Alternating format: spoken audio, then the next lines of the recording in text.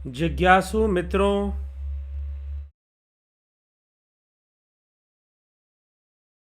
बहुत अभिनंदन है आप सभी का। दिव्य सृजन में प्रत्येक दिवस की भांति आज फिर हम यहाँ पर लाइव चर्चा का यह कार्यक्रम शुरू कर रहे हैं।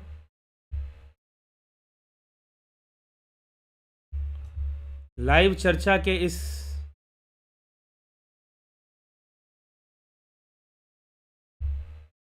कार्यक्रम में आज का जो विषय है श्रीमद् भगवद गीता पर राजयोग का प्रारंभ।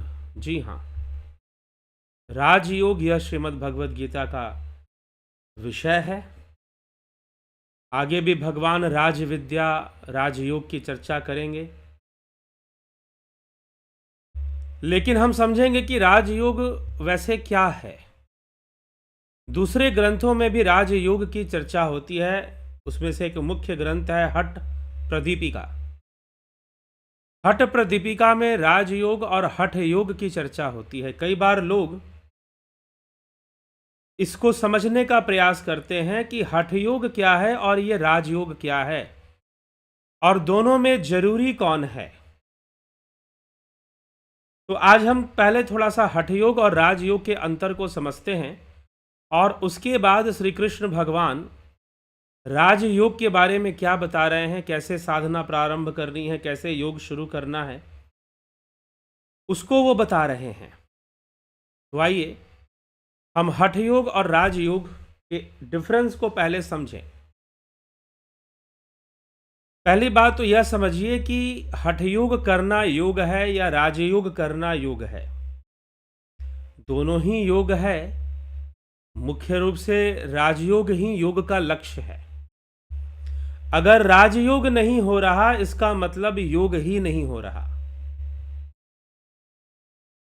क्योंकि इसको लेकर कई साधकों के मन में वर्तमान समय में जो योग सीख रहे हैं, जो युवा या जो लोग, उनके मन में अनेकों प्रश्न रहते हैं कि जरूरी क्या है, हमें हठ योग की तरफ ध्यान देना चाहिए या राजयोग की तरफ ध्यान देना चाहिए, क्या जरूरी है, आवश्यक क्या है। तो देखिए, आवश्यक जब आप योग करना चाहते हैं तो आपका योग तभी होगा जब राजयोग होगा। अगर राजयोग नहीं होगा तो योग भी नहीं होगा फिर, ऐसा पहले आप मान लीजिए। इसीलिए महर्षि पतंजलि ने या भगवान श्री कृष्ण यहाँ पर हठ योग की ज्यादा चर्चा ना कर कर राजयोग की चर्चा करते हैं। लेकिन प्रश्न उठता है, क्या भगवान ने हठ योग की बिल्कुल चर्चा नहीं की? नहीं की है। श्रीमद् भगवद गीता में भी हठ योग की चर्चा है, लेकिन बहुत थोड़ा है, और राजयोग की चर्चा ज्यादा विस्तार से है, हम ये कह सकते हैं। योग सूत्र, महर्षि पतंजलि का योग सूत्र पूर्णतः राजयोग की ही चर्चा करता है। हठ योग का बस थोड़ा सा संकेत मात्र देता है, बाकी राजयोग की ही चर्चा वहां पर है पतंजलि योग सूत्र में।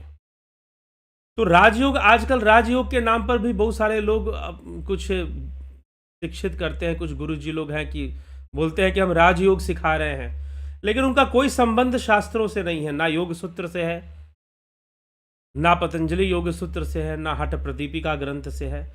तो चलिए, राजयोग और हठ योग, तो स्वात्मा राम जी जिन्होंने हठ प्रदीपिका ग्रंथ की रचना की थी, उनके अनुसार तो हठ योग का उद्देश्य है राजयोग की प्राप्ति करना, और जो साधक हठ योग कर रहा है वो राजयोग की आगे बढ़े।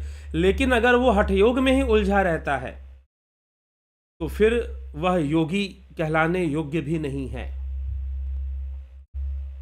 तो निम्न कोटि के साधकों के लिए हठ योग कहा गया है, जो निम्न कोटि के साधक हैं। लेकिन जो उच्च कोटि के साधक हैं उनके लिए राजयोग बताया गया है। ऐसा भी नहीं है, हठ योग करके राजयोग में प्रवेश करना चाहिए निम्न कोटि के लोगों के लिए।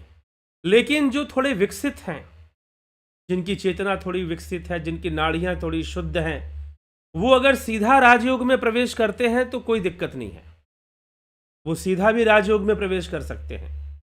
लेकिन वर्तमान समय में यह जो कलयुग चल रहा है, और इस वर्तमान समय में जितनी जनसंख्या विश्व की बढ़ गई है, प्रदूषण बढ़ा हुआ है, पोल्यूशन बढ़ा हुआ है, खान पान बिगड़ा हुआ है। तो अगर हम इन सब चीज़ों को देखें तो हठ योग का महत्व काफ़ी बढ़ जाता है। तो हम ये नहीं कह सकते कि हठ योग नहीं करना चाहिए, लेकिन हठ योग ही करते रहो तो फिर गड़बड़ हो जाएगा। और हठ योग करके ही खुद को योगी मान लो कि हम योगी बन गए हैं तो फिर गड़बड़ हो जाएगा। जैसे कि आजकल बहुत सारे लोग लिखते हैं योगाचार्य या योगी, लेकिन सिर्फ हठ योग में लगे हुए हैं। तो स्वात्मा राम जी हठ प्रदीपिका ग्रंथ में साफ साफ इस बात को स्पष्ट कर देते हैं कि बिना राजयोग किए आप योगी नहीं बन सकते। हठ योग आप करिए, लेकिन हठ योग के बाद हठ योग का उद्देश्य राजयोग की प्राप्ति है। इस बात को कभी मत भूलिए, इस सूत्र को कभी मत भूलिए। तो हठ प्रदीपिका ग्रंथ में स्वात्मा राम जी इस बात की चर्चा हमें करते हुए समझाते हैं। तो अब देखिए कि राजयोग में प्रवेश करना अर्थात सीधा ध्यान योग करना, ध्यान समाधि के लिए सीधा प्रयास करना, धारणा ध्यान समाधि प्राणायाम आदि आप कुछ क्रियाएं किया आपने, प्राणायाम प्रत्याहार और धारणा ध्यान समाधि में आप लग गए, ठीक है, थोड़ा सा आपने आचार व्यवहार अपना अच्छा रखा। लेकिन अब क्या है कि जब आदमी साधना करता है तो बहुत सारी प्रॉब्लम उसको आ सकती है, कमर में दर्द हो सकता है, सर्वाइकल पेन आ सकता है, ठीक है। तो एक तो सही पोस्चर में बैठना सीखे। भगवान कृष्ण भी सही पोस्चर में बैठना बताते हैं कि कैसे ध्यान के लिए बैठना चाहिए। तो अभी हम आगे के श्लोकों में देखेंगे उन श्लोकों को। तो लेकिन सही पोस्चर में हम बैठें और हमारी रीढ़ की हड्डी सही हो, तो इसके लिए अगर हम थोड़ा आसन कर लेते हैं, कभी हमने धनुरासन कर लिया, चक्रासन कर सकते हैं तो चक्रासन कर लिया, मत्स्य आसन है, बैकबोन से रिलेटेड जो आसन हैं कई, तो और भी कुछ एक्सरसाइज हो सकते हैं, वो भी आप कर सकते हैं अगर बैकबोन की कोई प्रॉब्लम होती है। तो ध्यान योग में बैठने के लिए कुछ आसन करना और विशेष रूप से नाड़ी शोधन क्रिया करना, नाड़ियों को शुद्ध करना और कुछ यौगिक क्रियाएं प्राणायाम की करना, पहले अभ्यास अगर हम करते हैं तो ध्यान में हमें बहुत ही सहायता प्राप्त होती है। ध्यान लगने में, गहराई में उतरने में, अंतर्मुखी होने में और ध्यान योग करने में। यह ध्यान योग ही राजयोग के नाम से जाना जाता है। जब ये धारणा ध्यान समाधि के प्रक्रिया चलती है तो इसको राजयोग बोलते हैं, जिसको महर्षि पतंजलि ने अंतरंग साधनाएं बोली हैं, बहिरंग साधना और अंतरंग साधना। योग वासिष्ठ में भी बहिरंग अंतरंग की कुछ चर्चा होती है, तो उसमें प्रत्याहार से लेकर समाधि तक को अंतरंग माना है और यम नियम से लेकर प्राणायाम तक को बहिरंग माना है। महर्षि पतंजलि ने यम नियम से लेकर प्रत्याहार तक को बहिरंग माना है, धारणा ध्यान समाधि को अंतरंग माना है। तो जब अंतरंग साधनाएं शुरू हो जाती हैं, धारणा ध्यान समाधि, तो यह राजयोग है। जब अंतरंग साधनाएं शुरू हो जाती हैं, धारणा ध्यान समाधि, तो यह क्या है? यह राजयोग है। ऐसा हमें समझना चाहिए। उसके पहले यौगिक क्रियाएं हैं, आसन हैं, मुद्राएं हैं, कुंभक की क्रियाएं हैं, जो हम करते हैं वो हठ योग के अंतर्गत आती है। षटकर्म की क्रियाएं हैं वो हम हठ योग के अंदर आती है। लेकिन ऐसा नहीं है कि उन सब चीज़ों से हमें लाभ नहीं मिलता। हाँ, श्रीमद् भगवत गीता जब लिखी गई और चाहे महर्षि ने पतंजलि ने योग सूत्र की रचना की, या योग की विषय तो खैर वेदों से भी पूर्व मानी जाती है, योग की चर्चा वेदों से भी पूर्व है, मतलब वेदों के संकलन से भी पूर्व। जो पहले का ज्ञान था उन्हीं को संकलित करके वेदों का निर्माण हुआ था। ऐसा नहीं कि कोई नए तरीके से वेद लिख दिए गए थे, संकलन किया था महर्षि वेद व्यास जी ने, 4 भाग में उसको बाद में विभाजित कर दिया था। तो इस तरह से वेदों के निर्माण की घटना आती है, या बात हमें इतिहास पता चलता है। तो योग की जो परंपरा है वो बहुत पहले से, भगवान कृष्ण भी गीता में कहते हैं जब सृष्टि शुरू हुई तो मैंने यह योग जो है विवस्वान को दिया, मनु को दिया, इस तरह से आता है। तो योग के जो प्रचारक कहे जाते हैं भगवान हिरण्यगर्भ कहे जाते हैं और आदिनाथ कहे जाते हैं, मतलब आदिनाथ मतलब भगवान शिव। तो इस प्रकार से यह चर्चा चलती है योग की, और उसमें जब होता है तो राजयोग ही हमेशा प्रधान रहता है। राजयोग करने से ही आप योगी बनते हैं। हठ योग करते हैं और राजयोग नहीं करते, मतलब धारणा ध्यान की ओर आप आगे नहीं बढ़ रहे हैं, मात्र हठ योग कर रहे हैं, खूब आप अपने बॉडी को ऐंठ देते हैं, ट्विस्ट कर देते हैं, तो इसका मतलब ये होगा कि भाई जिसकी बॉडी जितनी फ्लेक्सिबल है उतना बड़ा योगी है, ठीक है। तो फिर बहुत सारे जो योगी महात्मा हुए और तैलंग स्वामी और क्या क्या, जिनकी उम्र 250 वर्षों तक रही, और वो कोई वैसे तो बहुत आसन करते हुए नहीं दिखाई देते थे, लेकिन वैसे ही साधु रूप में काशी में भ्रमण करते थे। तो बहुत सारे योगी हुए।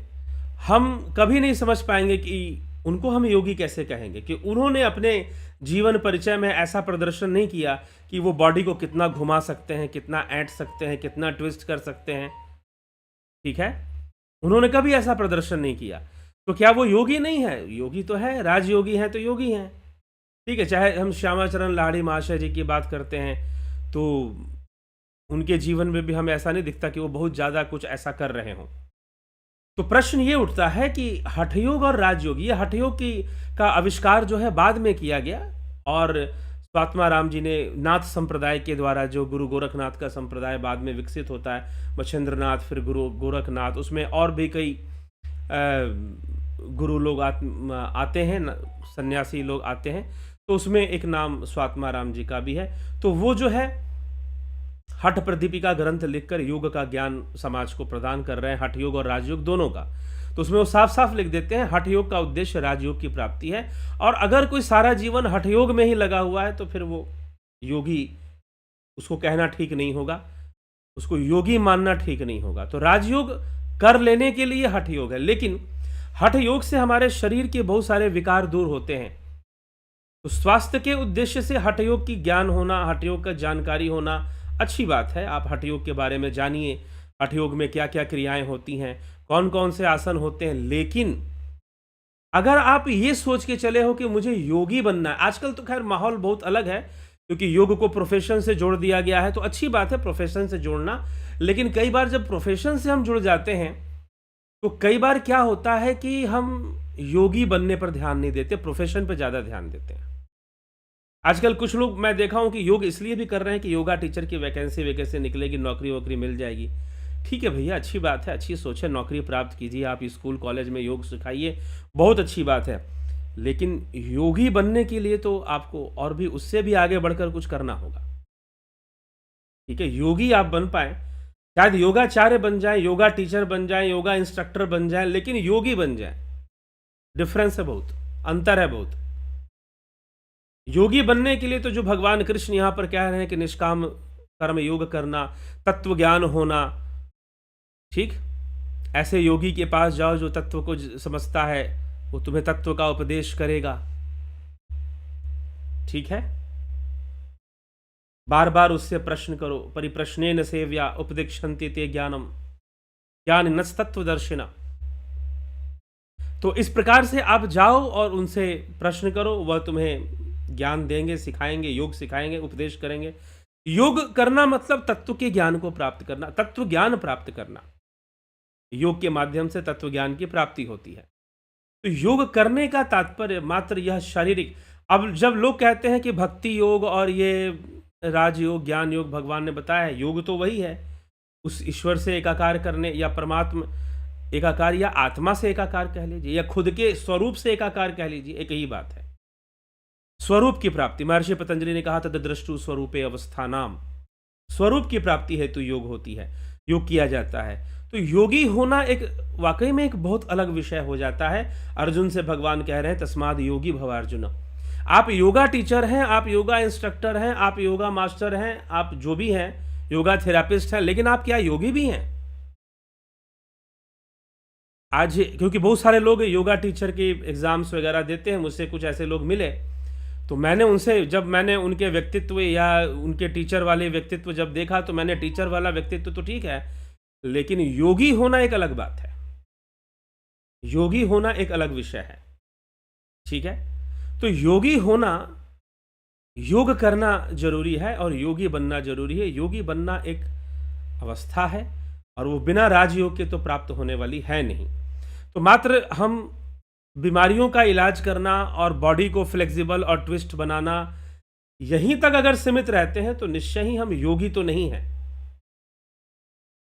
ठीक, तो यह भी हमें यह बात में ऐसा नहीं कि मेरी मान्यता है या मेरी विचारधारा है, यह शास्त्र मत है कि आप योगी नहीं हैं।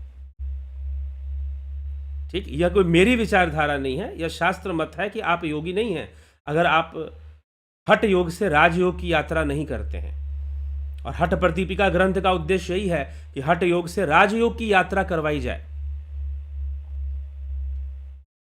ठीक, तो यह विषय आप जरूर समझ लीजिए। और योग की ओर, हाँ, कलयुग में अब जो आज का जो माहौल है उसमें हठ योग का महत्व है, बिल्कुल महत्व है, क्योंकि प्रदूषण बहुत फैला हुआ है, जनसंख्या बहुत बढ़ी हुई है, खान पान लोगों का बिगड़ा हुआ है। तो वो अगर हठ योग बिल्कुल नहीं करेंगे, शुद्धिकरण नहीं करेंगे, षटकर्म का सहारा ले, थोड़ा कभी धोती नेति बस्ती क्रियाओं का सहारा ले, और कुछ भी नहीं करेंगे आसन वगैरह, तो फिर योग में आज के समय में हठ योग का महत्व निश्चय रूप से ज्यादा है, बढ़ चुका है। तो हमें यह समझकर हठ योग से राजयोग की यात्रा करनी चाहिए, राजयोग में हमें प्रारंभ करना चाहिए। और उसके पूर्व हमें राजयोग हम शुरू कर पाए, हमारा योग सिद्ध हो, इसके लिए आवश्यक है कि हम ध्यान में सही से बैठें, ध्यान शुरू करें। और भगवान यहाँ पर छठे अध्याय में, इस ध्यान योग नामक छठा अध्याय, आत्म संयम योग नामक छठा अध्याय, इसमें आगे की चर्चा में यही सब बातें वो कर रहे हैं। तो श्री भगवान कहते हैं, अपरिग्रह निराशे यत चितात्मा योगी एकाकी रहस्य स्थिता आत्मानम सततम युंजिता, कि अपरिग्रह करके इच्छा रहित होकर अंतःकरण तथा शरीर को वश में रखने वाला योगी अकेला एकांत में स्थिर होकर मन को निरंतर योग में लगाए। एकांत में चला जाए, ऐसे स्थान पर बैठे जहां पर उसे कोई डिस्टर्ब ना करे, उसे कोई परेशान ना करे, बहुत शोरगुल ना हो, एकांत स्थान का चुनाव करे और वहां पर जाकर बैठे और योग में अपने मन को लगाए, अपने आप को साधने की कोशिश करे, एकाग्र होने की कोशिश करे। आगे भगवान कहते हैं, शुचौ देशीय प्रतिष्ठाप्य स्थिर मासनम आत्मनः नात्युक्षतम नाति नीचम चैल अजीन कुशोत्तरम, चैलाजीन कुशोत्तरम के शुद्ध भूमि पर मृगछाला और वस्त्र बिछे हैं, ना अत्यंत ऊंचा और ना अत्यंत नीचा। अपने आसन को स्थिर स्थापन करे, अपने आसन को सही से लगाए।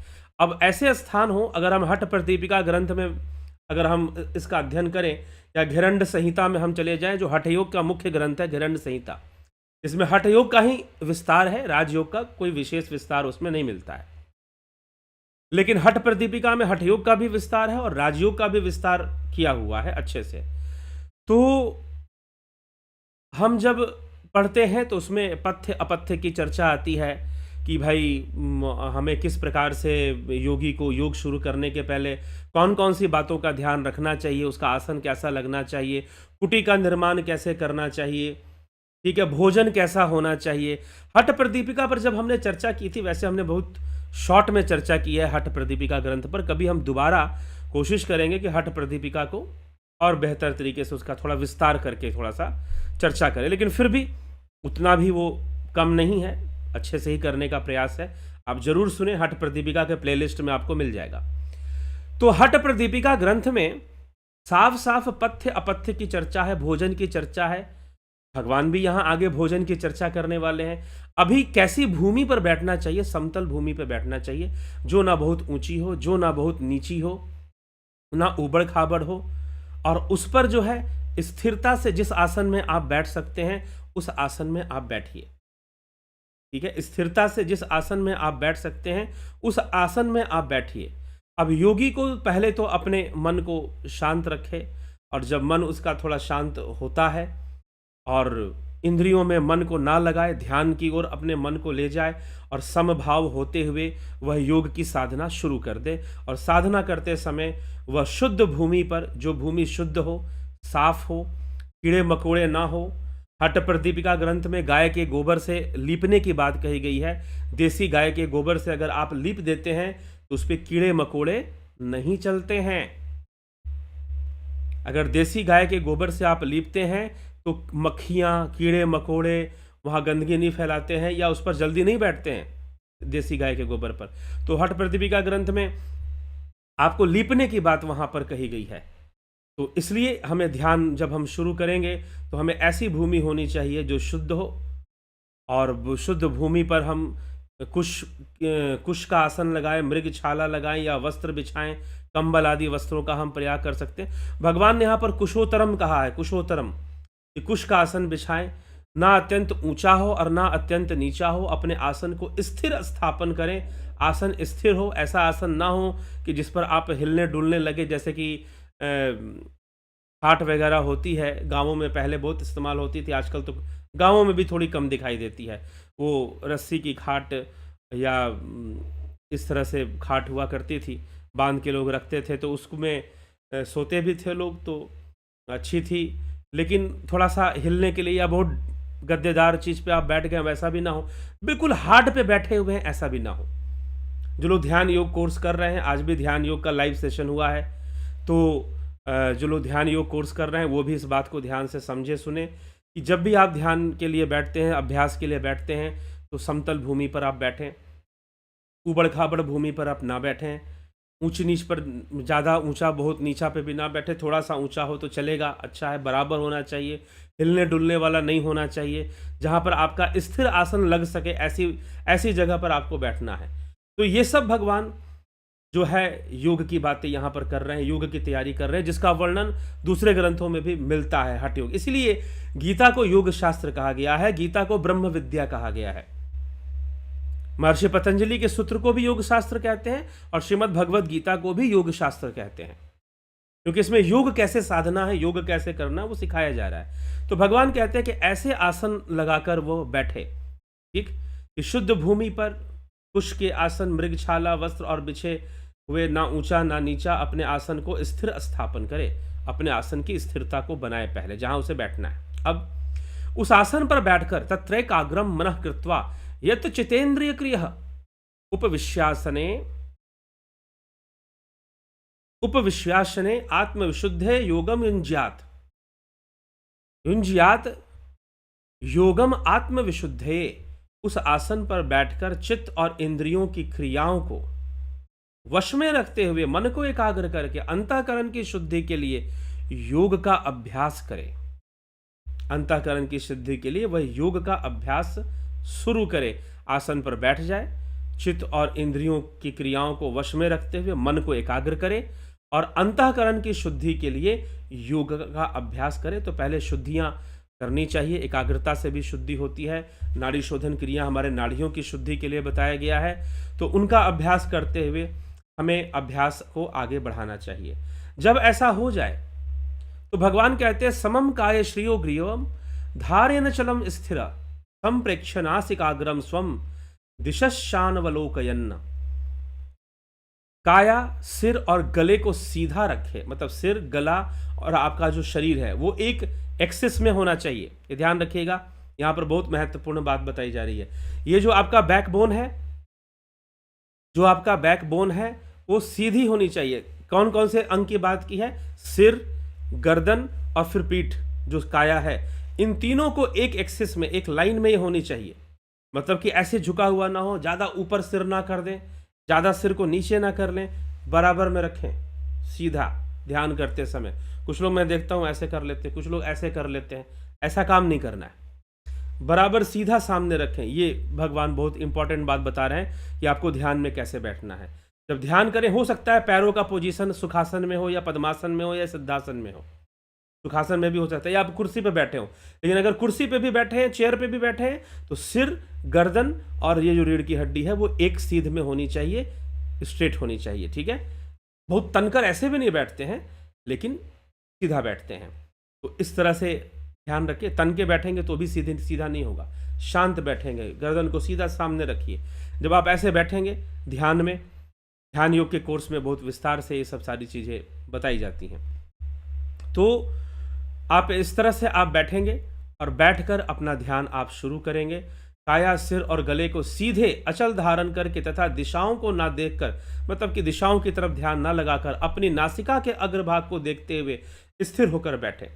तो नासिका के अग्रभाग पर ध्यान, फोकस लगाना। अब कुछ लोग कहते हैं कि हमें तो नासिका के अग्रभाग दिखती ही नहीं है, कैसे देखें? तो इसका उपाय दूसरे शास्त्रों में बताया हुआ कि कैसे आती जाती जो श्वासों की जो स्पर्श है, जो नासिका को स्पर्श करते हुए हवा अंदर जाती है, फिर बाहर आती है रेचक और पूरक में। तो जब ये क्रिया होती है, छोड़ते हैं तो रेचक, फिर भरते हैं तो पूरक। तो जब हम ये क्रिया करते हैं तो जो स्पर्श है, नासिका में जो वायु का स्पर्श है, उस पर ध्यान लगाना चाहिए, उस स्पर्श पर। ठीक है। विशेष रूप से और भी किस तरह से इसको करना चाहिए, यहाँ गीता में इतना ही बताया गया है, लेकिन मैं इतना बता रहा हूँ, वो तो नासाग्र के लिए कह रहे हैं, लेकिन नासाग्र पर ध्यान करेंगे कैसे, उसको अपनी दृष्टि में, अपने फोकस में लाएंगे कैसे, तो उसकी यह विधि विज्ञान भैरव तंत्र में भी बताई गई है, जिसमें कि 112 धारणाओं का वर्णन मिलता है। ठीक, तो इस तरह से बैठकर अभी इसी के माध्यम से और साधनाएं होती हैं। प्रणव साधना होती है, जो कि ध्यान योग में मुख्य साधना है, प्रणव साधना, वो करवाई जाती है। तो जब आप अभ्यास करेंगे तो ये सब बातें और सरलता से समझ में आएंगी और सरलता से आप इनका अभ्यास कर पाएंगे।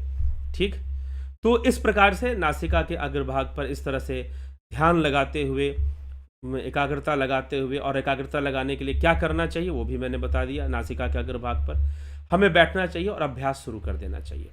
प्रशांत आत्मा विगत भीर ब्रह्मचारी व्रते स्थितः मनः संयम्य मच्चितो युक्त आसीत मत्परः, जिसका अंतःकरण शांत है, जो भय रहित है और जो ब्रह्मचारी व्रत में स्थित है। अब ध्यान दीजिएगा, पहले तो भगवान ने ये कह दिया, इस अध्याय के प्रारंभ में ही कह दिया कि अनाश्रितो कर्म फलम कार्यम कर्म करोति यः सन्यासी च योगी न च अग्निर्न क्रिया। तो ना तो अग्नि का त्याग करने से और ना ही क्रिया का त्याग करने से कोई सन्यासी या योगी हो जाएगा। लेकिन अब यहां पर भगवान ब्रह्मचारी व्रत की बात करते हैं कि जिनका अंतःकरण शांत है, जो भय रहित है और जो ब्रह्मचारी व्रत में स्थित हैं। ब्रह्मचारी व्रत में स्थित होने का मतलब मैं पहले भी कर चुका हूं कि समभाव में जो स्थित हैं, जो ऐसा नहीं कि मात्र काम से प्रभावित नहीं होते, वो काम से भी प्रभावित नहीं होते, वो क्रोध से भी प्रभावित नहीं होते, वो लोभ से भी प्रभावित नहीं होते, वह मोह से भी प्रभावित नहीं होते। हर वस्तु में समभाव रखकर अपने कर्मों को करते हैं और उन्हें संसार के भी कर्मों का पूरा ज्ञान होता है। तो ब्रह्मचारी यहां पर होगा। जब आप सुख दुखे समय कृत्वा लाभा लाभो जया जयो, जय पराजय सुख दुख लाभ हानि में जो समभाव रखने वाला है वह ब्रह्मचारी है। क्यों? क्योंकि ब्रह्मचारी ब्रह्म जैसा आचरण, ब्रह्म सम अवस्था में रहता है। ब्रह्म के अंदर विषमता नहीं है। प्रकृति में विषमता है, 3 गुणों की विषमता है। पुरुष में विषमता नहीं है, ब्रह्म में विषमता नहीं है, वह पूर्णतः सम है।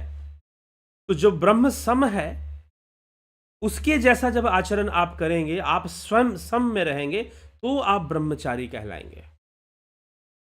तो आप ब्रह्मचारी कहलाएंगे। तो जो सम में रहता है और सम अवस्था में रहते हुए निष्काम भावना से अपने कर्मों को करता है, वो ब्रह्मचारी व्रत का ही पालन कर रहा है।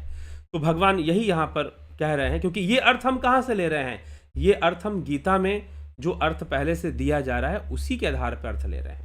इसीलिए मैंने प्रथम श्लोक भी आपको पहले सुना दिया कि भगवान पहले ही बोल चुके हैं कि अनाश्रितो कर्म फलम कार्यम कर्म करोति यः सन्यासी च योगी। तो उसको हम गलत ठहराकर ब्रह्मचारी का अर्थ नहीं निकाल सकते। हम ये नहीं कह सकते कि भाई नहीं, जिसने अग्नि कर्म का त्याग कर दिया, क्रियाओं का त्याग कर दिया, वही ब्रह्मचारी है। फिर विदेह जनक क्या ब्रह्मचारी नहीं थे? और अगर नहीं थे तो एक ब्रह्मचारी सुखदेव मुनि को क्यों विदेह जनक से ज्ञान लेना पड़ रहा है? क्यों उनसे अध्यात्म या तत्व ज्ञान लेना पड़ रहा है? ऐसा तो होना ही नहीं चाहिए, तो कि ब्रह्मचारी श्रेष्ठ होगा फिर। तो इसीलिए यह सब छोटी छोटी बातें हैं जिनके कॉन्सेप्ट समाज में बहुत बिगड़े हुए हैं, बहुत बिगड़े हुए अर्थ को लोग लेकर बैठे हुए हैं, और उसमें कई लोग अपना भयंकर नुकसान भी करते हैं। सोचते हैं कि कुछ हमारी कुंडलिनी जागृत हो जाएगी और हम एक्स्ट्रा ऑर्डिनरी, हमारे अंदर कुछ पावर आ जाएगा क्या। बहुत तरह की बातें सोचकर लोग बहुत तरह का अभ्यास करना शुरू कर देते हैं, और जब सही कॉन्सेप्ट्स नहीं क्लियर होते तो वो अपना ब्रह्मचर्य पालन करते हुए या कुछ योग वगैरह करते हुए अपना नुकसान भी करते हैं बाद में। तो इसलिए समभाव में स्थित होने से ब्रह्मचर्य होता है। तो जब आप समभाव, प्रशांत आत्मा जिसका अंतःकरण शांत है, जो भय रहित है, जो भय रहित है। अब ब्रह्मचारी भय रहित कैसे होगा? उसको तो चिंता है कहीं ब्रह्मचर्य ना खंडित हो जाए। तो भला भय रहित कैसे बनेगा फिर वो?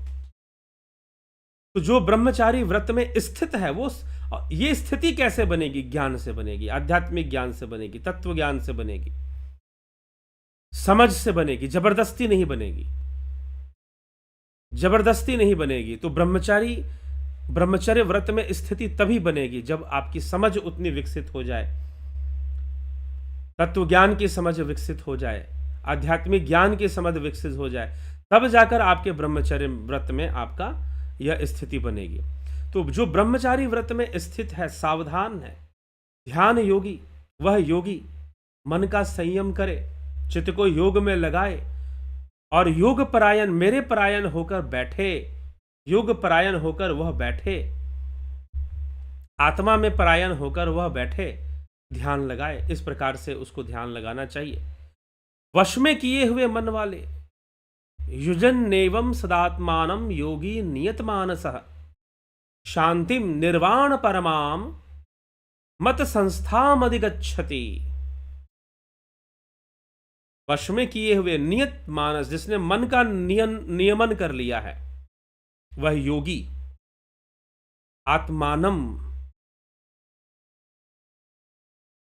स्वयं को सदा योग में लगाता हुआ, सम्यक स्थिति को प्राप्त करने वाला, सम्यक स्थिति में रहने वाला, निर्वाण परमाम, निर्वाण परमा शांति को प्राप्त करने, निर्वाण परमा शांति अधिगच्छति, शांतिम निर्वाण परमा मत संस्थाम अधिगच्छति। सम्यक स्थिति में, मेरी तरह सम्यक स्थिति में वह रहेगा और वह परम निर्वाण परमा शांति को प्राप्त कर लेगा। क्योंकि कृष्ण स्वयं सम्यक स्थिति में रहते हैं। श्री कृष्ण हमेशा ब्रह्मचर्य व्रत में रहते हैं। श्री कृष्ण से बड़ा कोई ब्रह्मचारी नहीं हुआ। इसीलिए जब परीक्षित को खतरा हुआ, अश्वत्थामा का ब्रह्मास्त्र जब उत्तरा के गर्भ को भेदने वाला था, भागवत महापुराण की कथा यहीं से तो शुरू होती है।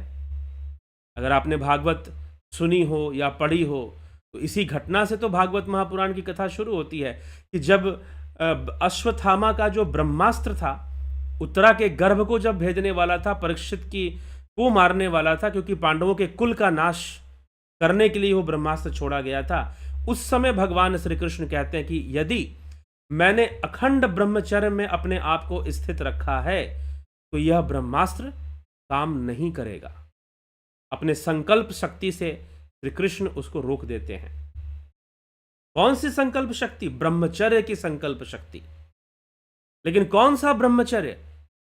ब्रह्म के समान जब आचरण हो, समभाव में आप आ जाओ, समभाव में आप आ जाओ, सम स्थित हो जाओ, सम्यक स्थिति वाला। इसलिए भगवान कहते हैं कि मेरी तरह सम्यक स्थिति वाला हो जाए। इस श्लोक के अंतर्गत वश में किए हुए मन वाला योगी मन को इस तरह सदा योग में लगाता हुआ, मुझ में सम्यक स्थिति, मेरी तरह भी यहां अर्थ निकलता है, सम्यक स्थिति वाला निर्वाण परमा शांति को प्राप्त होता है। क्योंकि स्वयं श्री कृष्ण ब्रह्मचर्य में स्थित हैं। क्योंकि श्री कृष्ण स्वयं ही सबसे बड़े ब्रह्मचारी हैं और स्वयं ब्रह्मचर्य में स्थित हैं। तो ब्रह्मचर्य बहुत विशाल अर्थ को लिए हुए है। आप बस एक ही चीज को पकड़े हुए हो ब्रह्मचर्य के विषय में, और दुनिया को व्यर्थ में परेशान किए जा रहे हो, युवाओं को भरमाए जा रहे हो, भटकाए जा रहे हो। ठीक, तो युवाओं को भरमाए जा रहे हो, भटकाए जा रहे हो, तो ब्रह्मचर्य जो है इसको हमें समझना है और सम स्थिति, सही से ध्यान योग करना। और फिर एक अवस्था में जब हम पहुंचते हैं तो निष्काम कर्म योग करना, निष्काम भावना से कर्मों को करना। संसार में जो कर्म प्राप्त हो रहे हैं, शुभ कर्म प्राप्त हो रहे हैं, उसमें हमें ध्यान देना, यह हमारे लिए जरूरी है, तो हमारा ब्रह्मचर्य होगा। और इसीलिए श्री कृष्ण ब्रह्मचारी हैं, क्योंकि वो सम्यक अवस्था में स्थित हैं, सम्यक अवस्था में स्थित हैं। तो योगी ऐसा योग करते हुए, कैसा योग करते हुए, जो उन्होंने बताया। सबसे पहले उन्होंने बताया क्या कि भाई तुम एकांत स्थान में बैठो। दूसरा उन्होंने कि समतल भूमि में बैठो। राजयोग का प्रारंभ वो करवा रहे हैं, लेकिन थोड़ी तैयारी तो करनी पड़ेगी, थोड़ा हठ योग भी करना पड़ेगा। ठीक है, करिए जितना आवश्यक है। व्यक्ति व्यक्ति के अनुसार हठ योग कितना आवश्यक है वो बदल जाता है, लेकिन हठ योग करते रहना यह कोई योगाचार्य होने का कोई प्रमाण नहीं है, या योगी होने का प्रमाण नहीं है, यह ध्यान रखिएगा। तो हठ योग करते करते थोड़ा बहुत हठ योग जितना राजयोग के लिए जरूरी है उतना करके आप राजयोग में प्रवेश कीजिए, ध्यान लगाइए। क्योंकि जो भावनाएं हैं, जो मन है, उसका जो खेल है वो आपके कंट्रोल में तभी आएगा जब आप राजयोग करेंगे। जिसको हम इमोशनल कंट्रोल कहते हैं, जिसको हम साइकोलॉजिकल कंट्रोल कहते हैं, और फिर साइकोलॉजी को पूरी तरह से एकाग्र कर कर आप जो है आगे बढ़े जीवन में, ध्यान दें। तो इस तरह से हमें ध्यान हम करेंगे तो हमें परम शांति प्राप्त होगी, हम ब्रह्मचर्य व्रत में स्थित हो जाएंगे और हमें परम शांति, निर्वाण शांति की अंततः हमें प्राप्ति होगी। तो इस तरह से योगी को योग साधना करना चाहिए। भगवान श्री कृष्ण अर्जुन को यह समझा रहे हैं। ठीक, तो यह हमें समझना है और समझकर हमें यह चलना है। तो योग में कैसे बैठना चाहिए, योग ध्यान योग या राजयोग कैसे, ध्यान योग और राजयोग एक ही विषय है। ठीक है, उपनिषदों में ध्यान योग शब्द का भी प्रयोग है, राजयोग शब्द का भी प्रयोग है, और भगवान कृष्ण ने भी राज विद्या राजयोग की बात की है। तो यहाँ पर राजयोग की ही वो शुरुआत करवा रहे हैं, क्योंकि वो आसन या षटकर्म की क्रिया तो बता नहीं रहे हैं, कुंभक की क्रिया तो बता नहीं रहे हैं, जो हठयोग में जिसका अध्ययन होता है। सीधा भगवान राजयोग पर, हाँ उसके पहले जो तैयारियां होनी चाहिए उसका थोड़ा सा वर्णन यहाँ पर किया जाता है। इसी का आधार लेकर हठयोग प्रदीपिका या हठ प्रदीपिका ग्रंथ में भी विस्तार किया गया है। ठीक, विस्तार किया गया है, तो यह भी हमें समझना चाहिए। तो इस प्रकार से योग साधना में हमें बैठकर आगे बढ़ना चाहिए, और बढ़ते हैं हम योग में तो निश्चय ही हमारा होगा। और इसका सही से अभ्यास करने के लिए भगवान युद्ध भूमि में अर्जुन को समझा रहे हैं, योग के महत्व को बता रहे हैं। लेकिन आप सही से इसका अभ्यास करना चाहते हैं तो ये ध्यान योग का कोर्स इसीलिए लॉन्च किया गया है।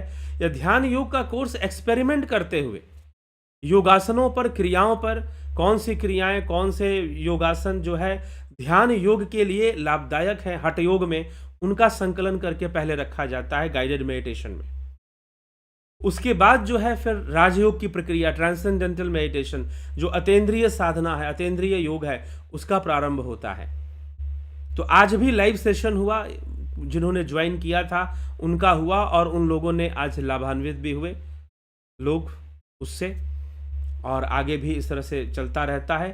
तो ध्यान योग का जो कोर्स है लगभग पिछले 2 सालों से ऑनलाइन यह चल रहा है, और बहुत सारे लोग इसका लाभ उठा सके हैं। लगभग नहीं भी तो 1000 के आसपास लोग संख्या पहुंचने वाली है जिन्होंने लाभ उठाया है। तो हर महीने कभी 20, कभी 25, कभी कभी ज़्यादा भी बढ़ता है, लेकिन 15-20 तक लोग ज्वाइन करते हैं और लाभान्वित होते रहते हैं।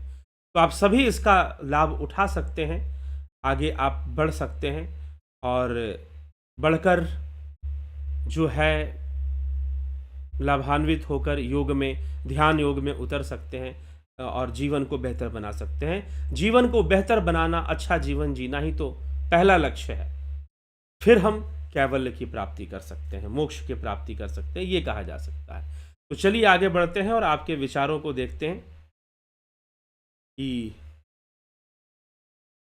क्या क्या हम इसमें देख सकते हैं। तो शिखर शर्मा जी, आपके कमेंट्स या प्रश्न होंगे तो उस पर विचार किया जाएगा।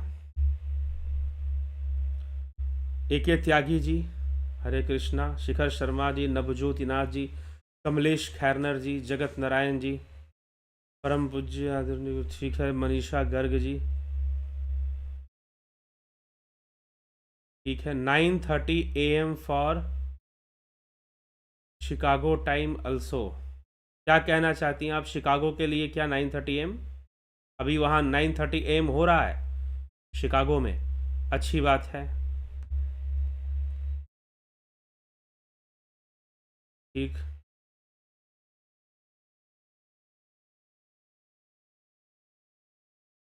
दयानंद नंद जी, भगवान कह रहे हैं कि अर्जुन को मेरे द्वारा यह लोग पहले से ही मारे जा चुके हैं, तो निमित्त मात्र बन इसका अर्थ समझाइए। ये जब विषय आएगा तो हम इस पे बात करें, क्योंकि श्रीमद् भगवद गीता है तो आगे का विषय हम अभी क्यों लेंगे। ठीक है, आगे यह विषय आएगा, क्योंकि बातें सीक्वेंस में चल रही हैं। अर्जुन को बहुत सारी बातें समझाने के बाद ये बात कह रहे हैं। ठीक है, ताकि वो बिल्कुल स्पष्ट हो जाए, साफ हो जाए और समझ जाए। तो इसलिए आगे जब ये चर्चा बढ़ेगी तो हम फिर बाद में इसकी चर्चा करेंगे। शंकर प्रसाद जी, संतोष कुमार जी, रतन सिंह जी, राजू पाल जी, कीजिए कि गुरुजी बुरे कर्मों को अगर तेजी से नष्ट करना हो तो कैसे करें? ध्यान योग, राजयोग, उसी के लिए आगे भगवान बताएंगे इस बात को। आगे भगवान इस बात को बताएंगे कि योग हमें कैसे करना है।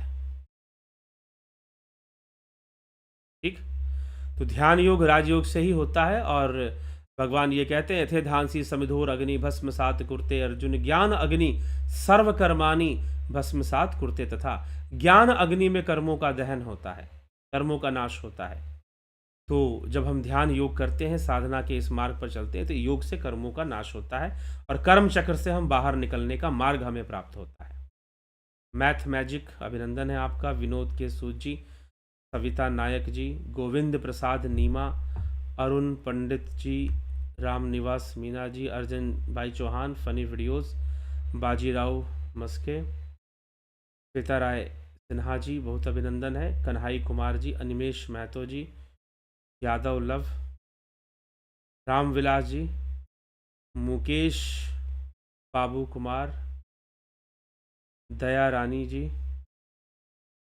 माधुरी कोले जी, बहुत अभिनंदन है। योगेश खैरनर, रूपलाल विश्वकर्मा, विक्रम सिंह, अजीत अपराजित, उषा श्रीवास्तव, पंकज सोनी, भीखू कुचाडिया, किशोर वैद्य, दीपक शर्मा, राजेंद्र चौहान, विक्रम सिंह। स्वामी जी, अव्यस्क योग है और गुरु जी को समझने के लिए, बल्कि जल्दीबाजी नहीं, क्योंकि नैनम छिंदंती शस्त्राणी नैनम सिंदंती पाव का हर समय तो है, फिर जल्दबाजी किस बात की है?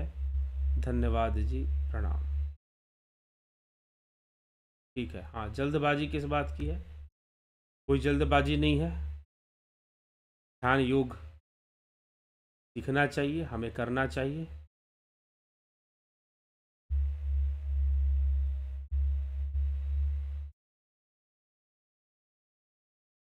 हाँ, अवनी प्रधान जी, दीपक गोयल जी, नत्थु Singh ji, pin to BSV, ओम तत्सत, संतोष गुप्ता जी, राहुल तिवारी जी, बहुत अभिनंदन है। हीरालाल यादव, काशीनाथ जी, साधना में ऐसा अनुभव होता है कि मेरा अस्तित्व ही नहीं है, सूक्ष्म शरीर का विस्तार हो रहा है। बहुत सुंदर बात है, ऐसा अनुभव होना बहुत ही अच्छी बात है। विष्णुचंद्र मौर्य, अनिल सोनी जी, गंभीर शाह जी, बिमला शाह, किशोर वैद्य जी, मृगछाला का क्या महत्व है? मृगछाला यहाँ टीका में लिखा, भगवान यहाँ श्लोक में चर्चा नहीं कर रहे हैं। जरूरी नहीं कि आप मृगछाला प्रयोग करें, आजकल मिलना भी मुश्किल है। तो कुशोत्तम ऐसे भगवान लिख रहे हैं कुश का, लेकिन टीकाकार महोदय लोग मतलब कि भाई आसन कुछ ना कुछ बिछाना है, तो उसको टीका में वो कई चीज़ों को यहाँ पर लिख रखे हैं। आप बता दिया जाता है, कह दिया जाता है, मतलब कि आप आसन बिछ, कुश इसका जो अर्थ है यहाँ पर लिया गया है वो मृगछाला या कुश का आसन से नहीं लिया गया है, इसलिए मृगछाला के महत्व पे मत जाइए। यदि आपको आसन का प्रयोग करना है तो आप किसी वस्त्र या कंबल को भी बिछा सकते हैं। ठीक, कुशोत्तरम, भगवान कहते हैं कुशोत्तरम, सुचौ देशे चैलाजिन कुशोत्तरम, कि कुश के आसन पर आप बैठिए। ठीक है, तो इसलिए जरूरी नहीं कि कुश के आसन पर बैठे। अगर वस्त्र है आपके पास, कंबल है, कुछ भी ऐसा वस्त्र है, चादर है, आप दरी है, आप बिछाइए और बैठिए।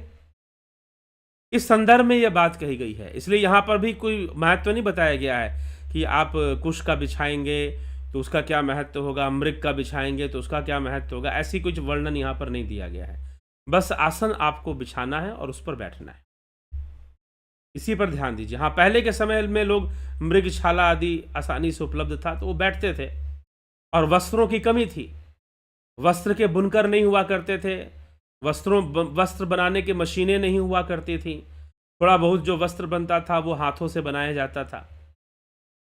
ठीक है, तो यह सब बात आप समझिए। और वस्त्रों की कमी होने के कारण मृगछाला का भी लोग प्रयोग करते थे।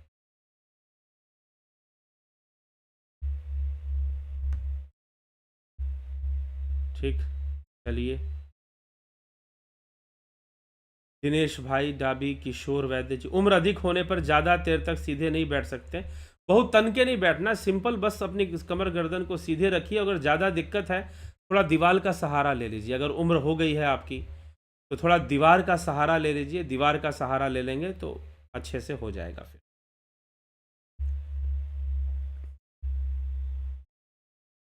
एक प्रिंस पटेल जी, रामविलास जी, सर जी, ध्यान योग चौकी तख्ते पर बैठकर कर सकते हैं? कर सकते हैं जी, बराबर है, सतह उसकी बराबर है तो कोई दिक्कत नहीं है, करिए।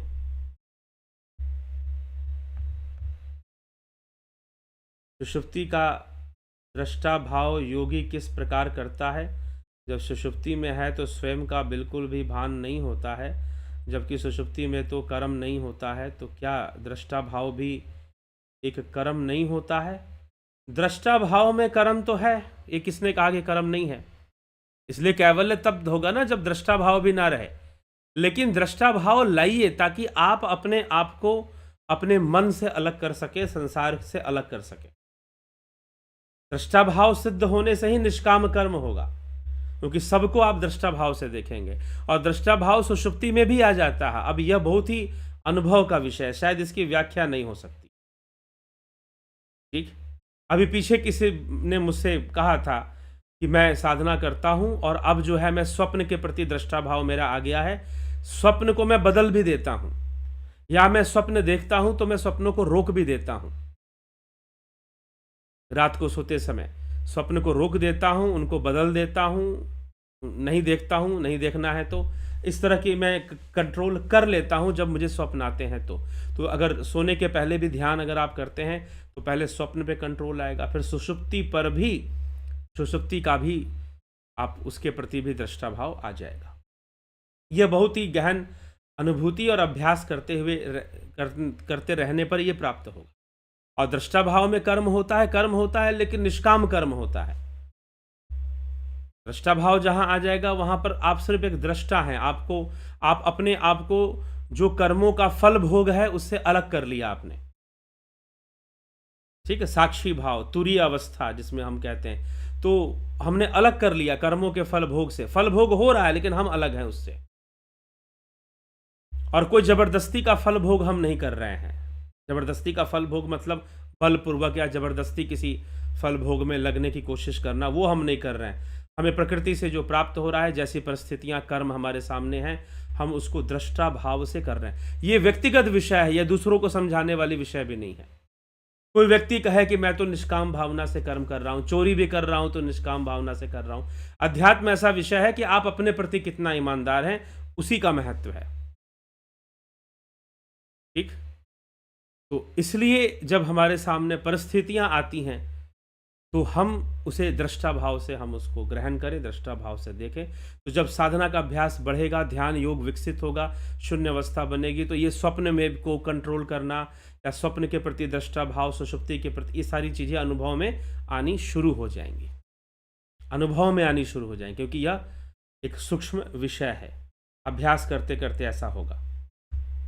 राकेश गुप्ता जी, योगेश खैरनर जी, मुकेश बाबू कुमार, कर्म कैसे पहचाने सेल्फ एक्सेलेंस?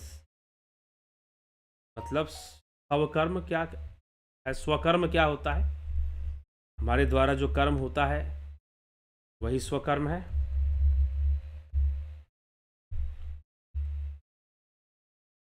पवन कुमार गुप्ता जी, सुभाष लांडे जी, बहुत बहुत अभिनंदन है आप सभी का। तो इस प्रकार से हमें ध्यान योग के मार्ग पर जो है अग्नि कर्म, ये एक विस्तृत विषय है अग्नि कर्म। ठीक है योगेश जी, जो अग्नि कर्म है एक विस्तृत विषय है। अग्नि का त्याग, वास्तव में अग्नि का त्याग कहा जाता है गृहस्थ के लिए, क्योंकि गृहस्थ जो है अपना घर में अग्नि जलाता है भोजन बनाने के लिए। जो सन्यासी है वो भिक्षा मांग कर खाता है। ठीक है, जो अवधूत या फिर गृह त्यागी सन्यासी है वो भिक्षा मांग कर खाता है, और जो एक गृहस्थ व्यक्ति है वह अग्नि को जलाता है। क्यों जलाता है? क्योंकि वो भोजन पकाता है, वो कुछ कर्म भी करता है, भोजन भी पकाता है और कुछ दान भी करता है। तो जो गृहस्थ में लगा है तो वो अग्नि का प्रयोग करता है, उसको अग्नि कर्म कहा गया है। ठीक है, तो इस प्रकार से क्रोध अग्नि भी होती है, काम अग्नि भी होती है। तो इन अग्नियों का भी वो प्रयोग कर रहा होता है तो इसलिए वहाँ पर अग्नि कर्म कहा गया है। ठीक, मनीष यादव जी, राधे राधे, जय श्री कृष्ण। तो इस प्रकार से आप अग्नि कर्म के महत्व को समझिए, और इसी के साथ हम अभी विराम देंगे, और ध्यान योग का जो कोर्स करना चाहते हैं अगले महीने अब कर पाएंगे, और फिर कल हम मिलेंगे लाइव चर्चा में 9 PM पर। आप प्रतीक्षा करें, निश्चय ही आपको प्राप्त होगा कल का वीडियो, कल का लाइव सेशन। और फिर जो है सुबह 11 बजे भी आपको व्याख्यान मिलता है, तो उस व्याख्यान का भी आप ज़रूर लाभ उठाएं। सुबह 11 बजे डेली आपको वीडियोस मिलते हैं, उनका भी आप ज़रूर लाभ उठाया करें। तो चलिए इसी के साथ हम विराम देते हैं, और कल फिर मिलते हैं आपसे लाइव चर्चा में। बहुत बहुत आभार आप सभी का। ओम तत्सत।